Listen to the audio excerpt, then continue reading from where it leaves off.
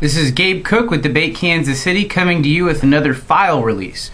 A couple weeks ago we released our community schools affirmative file, and if you recall, the evidence in the case there is that we have some real problems with education, we have some real problems with poverty, and the solution lies in starting up new community schools where we take the schools and put social services in them so that we sort of educate and help the full child, everything from dental work to homework. And the federal government would provide a whole bunch of money to get these community schools going all across the country. Well, you can only be affirmative in half your debates, so we had to put out the community schools negative file.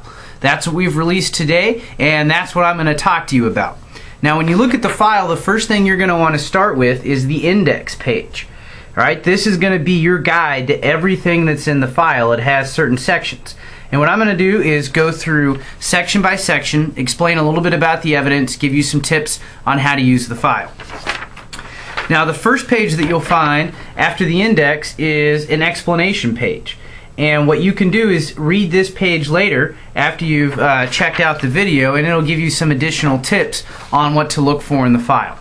So, let's start with the first section of the file, which is what we call answers to the problem. So you see here there's that little AT, and then it says AT problem, hunger is not a problem. Here's what that means. AT means answer to. So it's an answer to the affirmative claim that there is a problem. And then the next part of the title indicates what the evidence is saying. So the evidence is going to say hunger is not a problem. And then the rest of the evidence in this particular section talks about how poverty is not a problem. Now here's what this evidence basically says.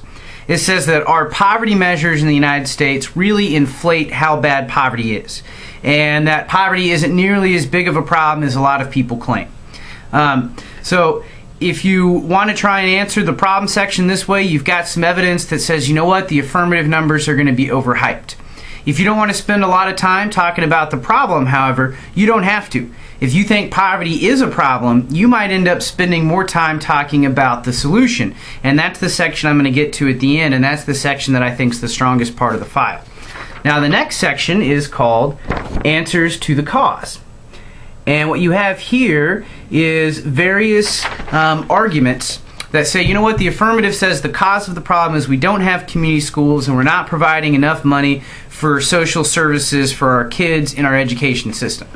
Well, this file in a bunch of different sections says that's not true. There's evidence that says the Obama administration supports community schools, so if that's true, why do we need the affirmative plan? There's evidence that says city governments and state governments have been starting community schools, so if that's happening right now, why do we need the federal government? There's evidence that says there's 3,000 to 5,000 community schools that already exist. So you could say, you know what, community schools are sprouting up on their own. We should let that continue to happen and let it happen naturally rather than having a brand new big old federal program. There's also evidence that says we just spent billions of dollars on poverty programs in the stimulus package, and evidence that says we spend billions of dollars on poverty, hundreds of billions of dollars on poverty every year, so spending more money through the affirmative plan may not be necessary. Now, let's get to what I think is the strongest section of the file, the solution section. You see here answers to the solution. And the very first one, answer to solution, is the solvency front line. Let me explain to you what a front line is. A front line is a preset, diverse mix of arguments that you make usually in your first speech. If you're the negative and you're reading a solvency front line, you would typically read it in the first negative constructive. And the solvency front line that we have here is on page 16 and 17 of the file, and it makes 4 different diverse arguments that are all reasons why the affirmative plan won't solve, why they have the wrong solution, why they won't fix the problem. And I'm going to go through one by one and talk to you about these 4 arguments made in the front line. And so what you'll do in the debate is you'll make these 4 arguments in your first speech. Then in latter speeches, you keep reminding the judge of these arguments and explain and extend them. So it's your front line of attack, and then you're going to go and you're going to rebuild. So here's what that front line of attack is. The first argument is that community schools aren't going to work because they require very, very strong superintendents, and our country faces a shortage of superintendents.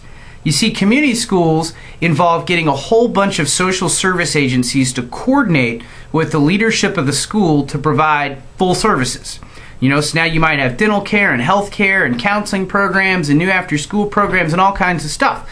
The only way that's going to work is if you have a superintendent that is committed, has the time, all these other things. And if you have evidence as the negative that says there aren't enough superintendents to execute your community school's affirmative, then I think you have a pretty good argument as to why the affirmative case won't solve. The second argument is that there's not enough data that prove community schools work. And it's just a piece of evidence that says we haven't had many long-term definitive studies that show community schools are the best program. So you can point that out and say this is going to be a big risk to go through with a plan that hasn't been well researched. The third argument is that there have been some studies done on after-school programming, and this was done by the Department of Education in 2003. And they did a big study of a federally funded program that tried to get people involved in the school after school, much like what community schools do. And this evidence says that after-school programming made virtually no difference in grades or student behavior or student development. So why would we want to throw billions of dollars at a new program that has actually been shown to fail? And the fourth argument is one of the most interesting ones, which is that community schools are going to bring outsiders into the school, and this will disrupt things. And here's kind of the premise behind it. Community schools say that kids need access to an array of social services in order to really perform well in school. Well, if you're bringing social services into the school, that can disrupt what was happening before. Kids might get taken out of the classroom to get counseling or to do this or that, and that might disrupt what the teacher had going.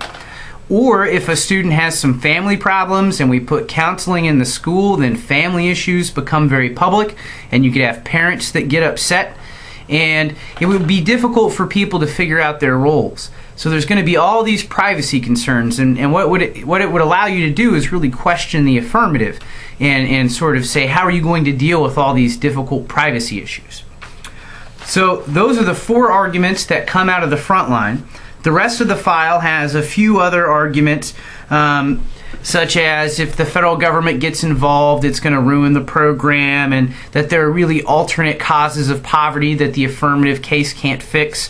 One that's listed, for example, is illegal immigration, and that's something the affirmative wouldn't really deal with, so that's a continuing cause of poverty. And then there's some evidence that says social services themselves usually don't work. They're just bureaucratic programs that are going to waste money. So that's the solution section. The final section is called off-case links. And basically what this means is if you wanted to run a disadvantage, like a politics disadvantage or a spending disadvantage, this evidence would be a specific link into that spending or politics disadvantage. Because normally you have what are called generic off-case arguments, and then you can insert specific links into them. So this is the community schools negative file. Like I say, I think the strongest section is probably the solutions section. The cost section is pretty good if you want to argue that we already have enough community schools going right now. And in the problem section, if you want to argue that poverty is inflated and not as big a problem as what everybody says it is, you have some evidence to do so. Hope it helps, and I hope you're starting to prepare and think about the upcoming debate season. Thanks and take care.